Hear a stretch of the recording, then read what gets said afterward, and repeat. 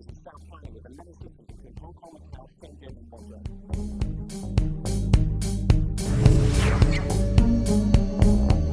My name is Sung. I've been working in the Greater Bay Area for nearly 10 years now. My mother's from Shenzhen.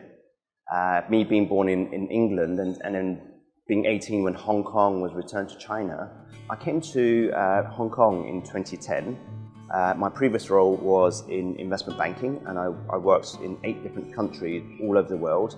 And my final place of work with the bank was here in Guangzhou. I was running technology and operations, and then I left to become a business coach. In my opinion, the GBA isn't just a set of policies and a set of geographies and 11 cities. The GBA for me is the motivations, the people, it's the ability to take 40 years of industry and keep turning that flywheel of innovation, of technology and of expertise to grow this South China area. Today I'm going to be meeting many clients that have a variety of different industries. So we're off to see our first client. Her name is Wing Xu, and she's the managing director of a company called Omnidex Group, which is a cast metal precision manufacturing company. Omnidex has been here for 20 years now with its headquarters inside the Yueshou district of Guangzhou. It also has factories in the Panyu districts, in Nong Guan, Vietnam and Hong Kong. I have been with the company for 12 years and a half. It's a long time.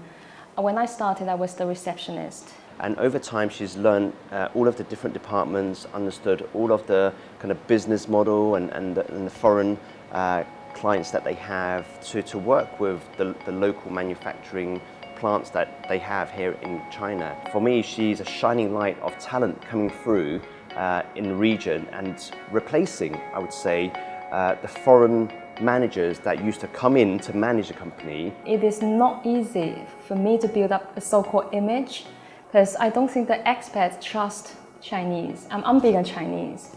It takes me a long time to build up a so-called trust between myself or the company and the customer. I think that 10 years ago, this client in particular probably wouldn't have had that chance because there's always going to be a foreigner that comes in and looks after the operations, because a lot of what we do in China has to face off to the West, and that means having to speak English, needing to understand the West.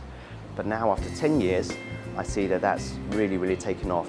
GBA is where amazing things happen. GBA contains many industries. I'm already feeling very envious about the young generations because they've got so many opportunities. China itself is a massive business hub, okay? So integrating China with the West makes it even bigger. The culture and the marketing and the business and how we run business in China is very different to the West. When it comes down to execution at the practical level, we need to understand the China business model as well as the Western business model. So what we're seeing now in companies is that, yes, if you have a Western degree, it's fantastic, but what they're preferring is an understanding of culture and how we do business in China. It's something I think that has started to be recognized. It's a good thing for local talent because it gives them an opportunity and breaks through this glass ceiling that they've always had. So I'd say definitely the Greater Bay Area policies, the business models, combined with COVID has given a lot of opportunities for young talent to pop through. The second person I'm meeting today is a client that was working in the sourcing and trading industry. But during COVID, he's had to close down his business. And what's really amazing about this particular client is that he switched industries. He found during this time that he had this ability to train, to coach, to educate people. So he moved his industry to education and coaching. Today, we're going to be speaking about how to grow his membership and the businesses here in the GBA.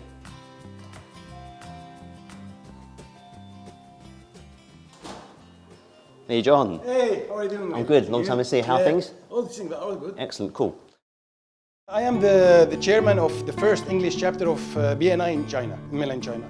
Technically, our members, they are mixed between decision makers and entrepreneurs. I've been in China 13 years and 3 months. Yeah, mainly in Guangzhou. I love it. That's one of the things like really impressed me in Guangzhou is the convenience, especially as a foreigner.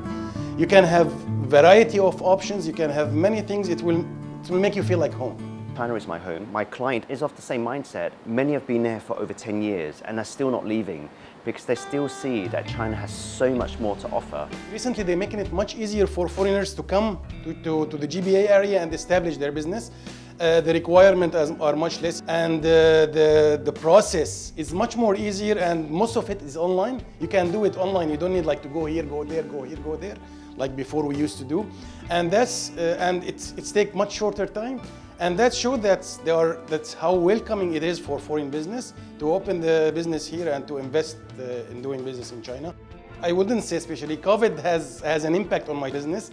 The impact of my chartered business, I transitioned from trading into the education and coaching and training. I want to use my experience with Chinese culture, with entrepreneurs, startup in China to help foreigners make their transition easier, make their life easier, make them understand Chinese culture, Chinese manufacturer, Chinese company, so they will have it better. We have a young city in Shenzhen where I think this is what's really attractive for foreign investors, is this really spurt of innovation, growth, technology, ideas, design thinking in Shenzhen.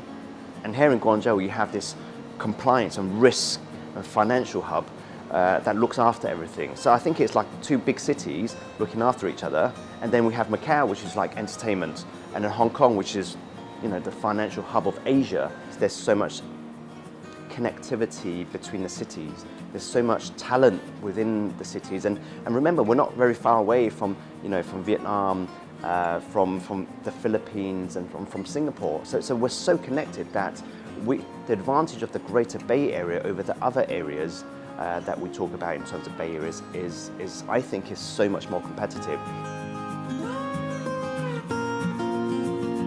The final client that I'm seeing today has a fascinating story. My name is Paco Shen, currently 29.